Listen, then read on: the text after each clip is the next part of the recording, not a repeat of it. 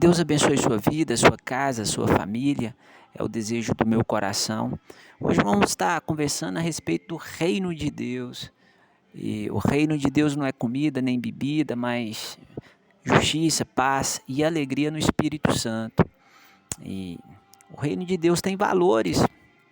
Se vocês for ver em Mateus capítulo 18, nos dá menção a alguns valores que marca a vida aí de um servo, um súdito, um discípulo de Deus em Cristo, um súdito do reino dos céus. E se vocês for ver Mateus capítulo 18, é lindo, é esplêndido, os ensinos de Cristo. Lá nos revela, traz a nós a humildade. E os discípulos pensavam em projeção e grandeza, e Yeshua repreende-os tratando da necessidade aí que estão aí a humildade. E a humildade é o reconhecimento da honra, toda glória seja dada a Deus, a Cristo Jesus. E devemos a todo custo aí existir a humildade, nunca ser arrogante, presunçosas aí, coração cheio de empáfia, altanato. Não. Temos que ter a humildade. E para Cristo aí o caminho para a grandeza e o reconhecimento divino é devotar-se ao cuidado aí dos mais fracos da família de Deus. E o mandamento essencial de Deus é amar a Deus acima de tudo e o próximo como a ti mesmo. E hoje as pessoas querem mais o que? Aparecer, querem mais ser servida do que servir. E muitas das pessoas aí nós vemos até mesmo aí nas redes sociais, as pessoas fazem de tudo aí em relação aos seus vídeos para receber likes, e procura buscar os temas mais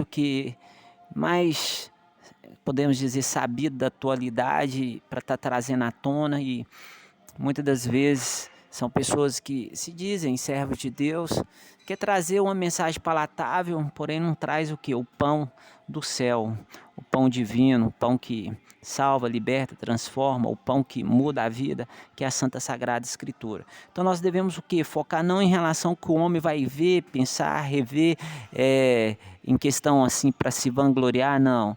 Nós devemos fazer as coisas para o reino de Deus, para a glória de Deus Pai em Cristo Jesus. E também nós devemos deixar o pecado aí.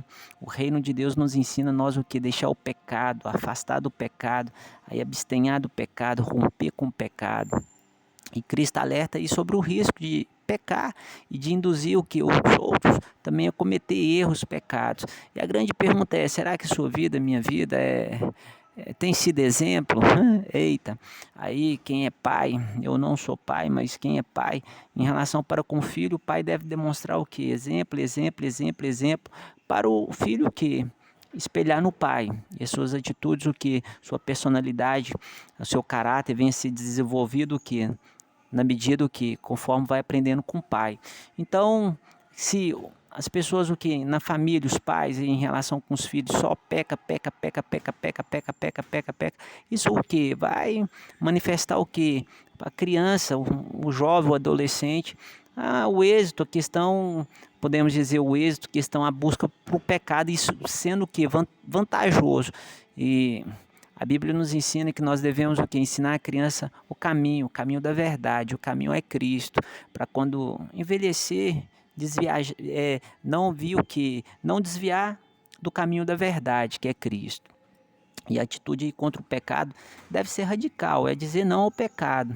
E devemos remover os obstáculos que nos afastam aí da santidade, a extirpar aí aqueles hábitos aí, abandonar aí os prazeres, renunciar a algumas amizades e separar-nos aí de algo que havia se tornado uma parte da nossa própria vida, que isso venha destronar nosso ser, que venha nos afastar de Deus. Então, se nós queremos estar inseridos no reino de Deus, temos que afastar do pecado, temos que ter humildade e devemos olhar para o próximo também com amor, olhar com o próximo como podemos dizer, como não como uma criança no sentido como criança, mas amar como um coração puro, como um coração o quê? De uma criança. E se vocês for ver 18, Mateus 18 ali 10 a 14, acabou só um momento, a importância ali dos pequeninos ali, as crianças desprezadas da época são apresentadas ali como modelo e não pode ser desprezados, uma vez que são ovelhas de Cristo e o Pai o que não deseja que nenhum deles o que pereça. Então podemos ver que muitas pessoas o que menospreza, despreza as pessoas. Nós não devemos ter isso em relação que a essência da nossa vida, em questão das nossas atitudes. Devemos amar a todos, ter um coração puro, um coração aí santificado, um coração puro voltado ao coração de Cristo. Também nós devemos o que estar inserido aí na disciplina que de Cristo, nos dogmas de Cristo, no exemplo de Cristo, os passos de Cristo. E o que fazer se um irmão peca contra nós?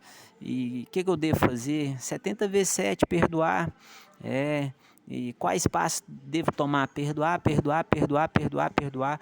E Cristo nos ensina em um caso de ofensa pessoal e ensina que o ofendido deve procurar o ofensor, mantendo o que a questão no âmbito particular. Caso não logre êxito, deve-se pedir ajuda aos outros. E se não funcionar, deve-se encaminhar à igreja. E caminha a igreja e a Assembleia deve pleitear aí com o ofensor para que se arrependa e a ofensa seja o que? Tratada, perdoada e a comunhão seja restabelecida uns com os outros.